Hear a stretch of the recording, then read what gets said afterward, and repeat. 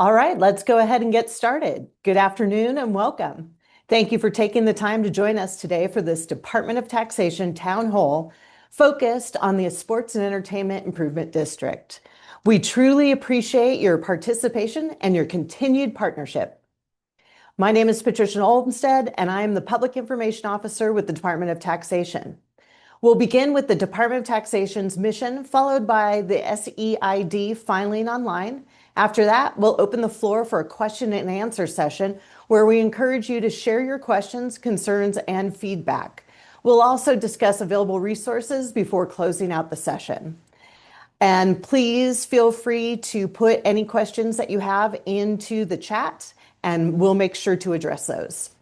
This is the department's team who will be supporting everyone involved in the SEID. You have myself, a main contact for the SEID participants, Patrick Starr, Carrie Kosach, Jennifer Lewis, Janine Silva, Rhonda Gallant, Michelle Jimenez, Jane Maurer, Scott Freitas, Katie Williford, and Tim Villarreal.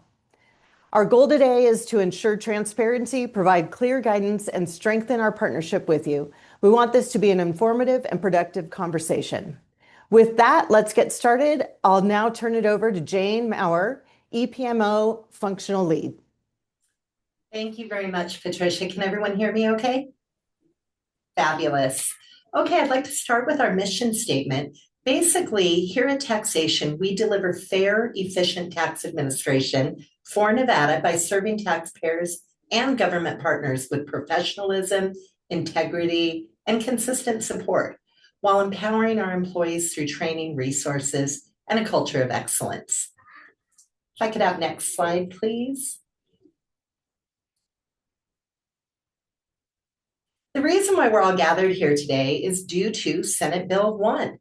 This was approved in Nevada during a special session in June of 2023, and that's why we're all here. It created the Sports and Entertainment Improvement District to ensure that taxes generated within the district directly support the development that benefits the area while keeping reporting rules clear and maintaining transparency for local taxpayers. The slide you're looking at now is the district boundaries. This map outlines the boundaries of the special district. Any taxable activity occurring within the circle is treated as part of the district for reporting purposes. Let's move on to onboarding. Right here, you'll see a process flow that gives you a clear snapshot of what your business needs to do to stay compliant throughout the special district onboarding process. I highly recommend that you refer back to this as you're going through the process. And with the next slide, I'll break this down in a little more detail. So as part of the Sports and Entertainment Improvement District onboarding process, the Stadium Authority must notify the department whenever a business begins or ends participation in the district. Each participating business is responsible for providing the authority with its key identifying information, such as your business details, tax account ID, contact information, and the contract dates. That way, the department can ensure accurate reporting and compliance. Next slide, please. Continuing with our onboarding discussion, following receipt of that information, the department confirms that each participant is properly registered and able to file electronically. If any setup is needed, we'll provide instructions to get all of you fully online. Once those steps are complete, you'll receive the general instruction letter and, when applicable, a contractor exemption letter. Okay, with that, I'm going to hand it over to Janine Silva to show you how to file your district returns. My name is Janine Silva. I am the tax program supervisor over the SEID district. We're just going to go over how to file your returns and also do a quick demo here today. So we're contractors onboarding. Contractors are generally required to pay sales tax at the time of the purchase. However, for the SAID reporting requirements, we will be issuing a contractor's exemption letter to all authorized contractors. This letter permits retailers to refrain from assessing sales tax at the time of purchase. So all purchases made for consumption within the SEID boundaries will be reported by the contractor directly to the department. This is a sample of the contract exemption letter. And as a reminder, this letter is only to be used for sales within the SEID boundaries. If you have other jobs that you're working within the state of Nevada, you cannot use this letter for those. On December 8th of 2025, the Department of Taxation rolled out into its second phase of My Nevada Tax. What this means is SEID sales and use tax returns are now reported within a single return. Modified business tax and commerce tax are now also available online. Here is a list of all tax that will be applicable to the SEID. The taxes that are available in My Nevada Tax currently are required to be filed by an e-filing. For these other two tax types, the exhibition facility fee and transportation connection tax, they won't roll out into My Nevada Tax until December of 2026. Until that time, they are required to be filed via paper filing. This is a sample of what your e-service account will look like. The account created for the SEID filings has now been closed. So if you were prior to our second rollout, you will see that you have two accounts. One has been closed and the other is now available for combined filings. This process is valid beginning November 30th, 2025 filing period. So, and your SUT and use tax prior to December 2025. Originally, a sales or use tax account was created and added to My Nevada Tax on two separate returns. So we had our original sales and use tax return along with your SEID sales and use tax return. This is valid for periods June 30th, 2025 through October 31st, 2025. Your MBT and COM tax filings have converted into My Nevada Tax and are available to be filed with a single combined return. That's meaning your SEID filings along with any other state filings. This process is valid beginning on the 12/31/2025 filing period. Originally, a modified business tax or commerce tax return was required to be submitted on paper. This process was valid for MBT periods ending June 30th, 2025 and September 30th, 2025. This process was valid for the COM period ending June 30th, 2025. And there's a sample of the modified business tax paper return. The department will be issuing notifications to participants. Those will be received through their My Nevada Tax accounts. And we have two different types of notifications. We have the warning of noncompliance, which is sent to the participant notifying them that the department has reason to believe their SEID may be out of compliance. And then secondly, the notice of noncompliance, which is sent to the participant and the stadium authority, letting them know that department records show the participant is out of compliance with the statutory filing requirements of an SEID participant. For record retention, the standard requirement for record retention is not less than 4 years for entities who have filed returns and 8 years for those who have not. It is vital that these records support the amounts reported to the department. This includes clearly tracking the amounts reported within the SEID boundaries, separate from those outside of the boundaries. We do suggest that you create a general ledger for expenses and/or revenue made within the SEID boundaries and maintain transparency of all business activity in the event that the business is selected for an audit. Please remember that all filings are required e-filing. Except for those two taxes that are not in My Nevada Tax, everything will be submitted through My Nevada Tax via e-filing. Do not mail in those returns. And we are going to go ahead here and do a quick demo.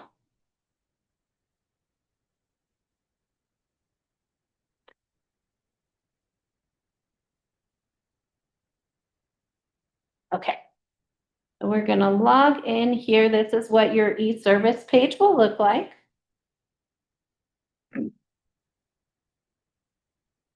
Little two-factor authentication. We'll usually send you a text or an email to get logged into the account. So you'll see here we have our business Home Run LLC. They have both a modified business tax and a sales and use tax account. So your return expectations will show up right here. You'll see your most current return listed. And then over here, you can see your view and file past returns. So if you need to check and see if any other returns are due, if you need to make any amendments or anything, you would click on that page here. And that is for both modified business and sales and use tax. We have all the returns listed. So we'll go ahead right now and file our most current modified business tax return. This first page here is a little bit of classification information for the business. Go ahead and select next. And we are going to enter our total gross wages. And this is total gross wages for the state, including your stadium district wages. Any available deductions would be put here in your threshold for general classification. Go ahead and hit next, and we will break out our stadium districts. Now, the total district wages and health deductions cannot exceed the total wages and deductions you entered on the previous step, because that previous step should have included all wages within the state of Nevada. Go ahead and put that. Next, it gives us a breakdown. We can see here our total wages, total health deductions, calculated tax due. You just want to read over this, make sure you didn't miss anything. And then we're going to go ahead and declare that everything is true, correct, and complete to the best of my knowledge. And select next. And that is it. So your modified business tax, it's 3 windows, pretty clear and but clear on where everything needs to be. From this point, you'd go ahead and select your payment option. For the demo, we're just going to click pay later. We'll select next, confirm submission, and there's our confirmation page. You can see here your return was submitted and your account balance is right here. This payment is due by April 30th. At the end of the following month, 20th. April 20th, I apologize. So that showed there. If you need to make a payment, if you didn't do it at the time that you submitted a return, you would just click it right here. And then we will go ahead and submit a sales and use tax return. We're going to select file return. Got a quick reporting questionnaire here. Do you have any sales to report for this period? We're going to go ahead and say no. Do you have any purchases subject to use tax to report for this period? Yes. So we'll click next. And this starts us off right here with our Schedule A for our stadium district. So your sales and use tax is going to be a little different because those reportings are going to be separate. You're not going to combine your stadium districts with anything else throughout the state. So we're going to put $5,000 at the stadium district. When we select next, it'll give us a little review page. So it gives us our amount, tax rate, total tax due. Just review that. And then we can enter any other sales outside of the district.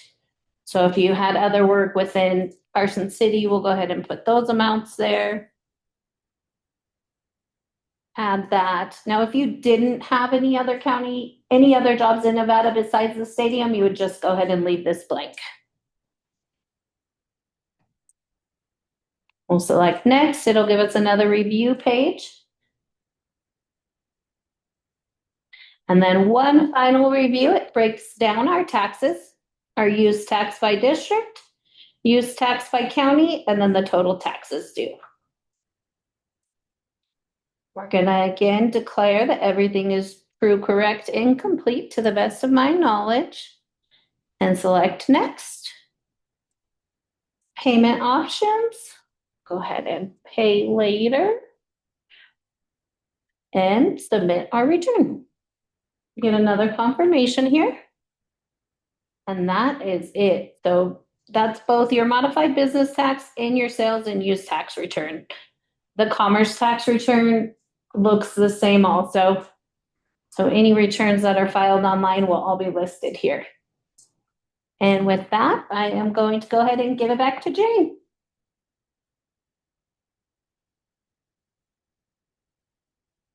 We can't hear you. Sorry about that. Thank you, Janine. Hopefully everybody online can see how intuitive My Nevada Tax is and that you'll be able to whiz through it just the same way that Janine did for you.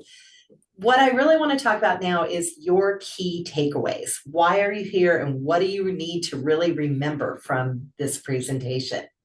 So as participants, you must separately report all district-related sales, purchases, and excise tax liabilities.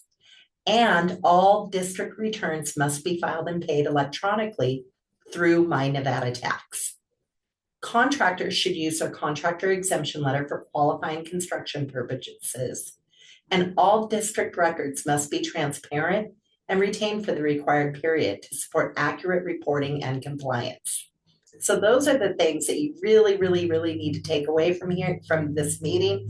We encourage everyone to get online, get used to our system. You will find that it's very intuitive. And with that, I'm going to toss it back to Patricia. Thank you, Jane. I wanted to point out, of course, our other website for all the information you need, tax.mv.gov. On the main page, you'll see a link to the Sports and Entertainment Improvement District. And on that page, we will have all of these slides. We'll have this recording posted and any other information that you would like to just review, read about, and of course, anything else you might need will be on this page for you. Again, we are here to answer any of your questions, so feel free to put them in the Q&A, or I believe you can raise your hand and I can allow you to talk.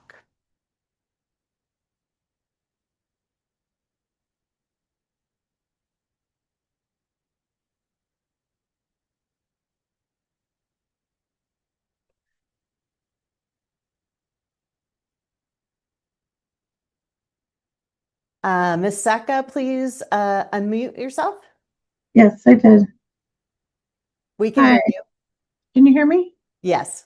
Okay, I have a question regarding the insurance company's responsibility for reporting the workman's comp insurance. And first that I needed to verify, is that only for workman's comp or is that also for general liability? General liability is probably covered under the OSIP, so it shouldn't, right? So I believe we have somebody in our Lake Tahoe room that can answer that question. Hi, this is Jennifer Lewis, tax manager. For the insurance portions, your workman's comp is not part of this. The premiums are reported in a different manner. The Stadium Authority currently under construction has the responsibility to, and has taken on the responsibility, let me rephrase that, to be responsible for the insurance on the premises. And you do not have a current responsibility during the construction phase. okay, but it does say that the insurance in the other PowerPoint I had says the insurance company is supposed to report the workman's comp to them. The liability is on the insurance company, not on you as the individual to address that situation. If they have policies as a general high level informational, they are liable to report within the districts, and they're aware of that if they have that responsibility currently. And the department is working directly with the insurance company. As a individual, you would not have a responsibility unless we needed to ask you who your contractor, and previously in one of the previous slides, as you mentioned, that was a question that we did pose to the audience, but is no longer relevant at this time. Okay, thank you. You're welcome. All right, anybody else with any questions? I don't see any in our chat.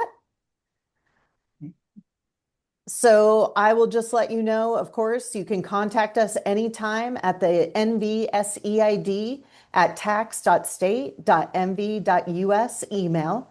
We will reply to you as soon as possible. Please do not call the call center. They don't have the answers for you. We have this team to take care of you specifically. We do, of course, have our website for other information that you might need. And I'm always available at taxpio@tax.state.mv.us.